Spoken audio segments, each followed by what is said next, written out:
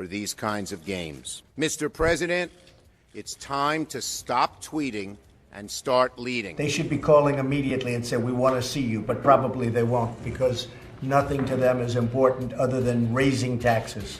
That's the only thing they like doing, is raising taxes. I think they were literally throwing mud at each other yesterday in Washington, D.C. Alex Castellanos, ABC News political analyst, joins us. Good morning, Alex. Good morning, McGraw. Explain this to us. What happened yesterday in the dueling tweets and dueling news conferences? Well, when any politician, especially Chuck Schumer, says we've got to stop playing games, it means they're playing games. Basically, Donald Trump didn't kill this spending extension, this budgeting agreement. It was already dead. Donald Trump understood that the Democrats weren't going to give him anything on this. In today's polarized Washington, Democrats don't want Donald Trump or Republicans to succeed at anything, and vice versa. So what does Donald Trump do when it looks like he's going to fail in public? Blame the other guy first. It's just as if Time Magazine last week, the president said, well, Time Magazine offered me Man of the Year, but I turned it down, didn't have time for the interview. Well, he found out Time Magazine wasn't going to name him Man of the Year. So this was who can blame who first. All right, so what does this mean? It's all fun and games until you shut down the government. So what happens? Are we staring a government shutdown in the face next week? Unlikely. There's a great Washington game called Kick the Can Down the Road, a continuing resolution that says, hey, we'll continue to run the government under last year's rules. That's probably where Republicans will go. Mitch McConnell would be petrified to shut down the government. Republicans control all three branches of government. Guess who'd get the blame? McConnell won't let that happen. If necessary, he'll invoke the nuclear option like he did on Supreme Court Justice Gorsuch. 50 votes is enough, and he'll be able to rally Republicans to keep the government open. Where are we on this tax package? It seems like they're all over the place. They're all over the place, but it's inching forward. Doesn't mean they're going to get it through.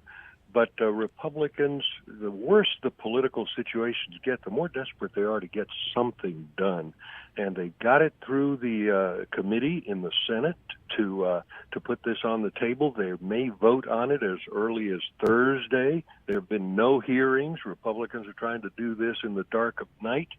And I would say the odds are less than 50-50, but they're inching closer to a tax cut that would be the largest in American history, twice the size of the tax cut George Bush passed.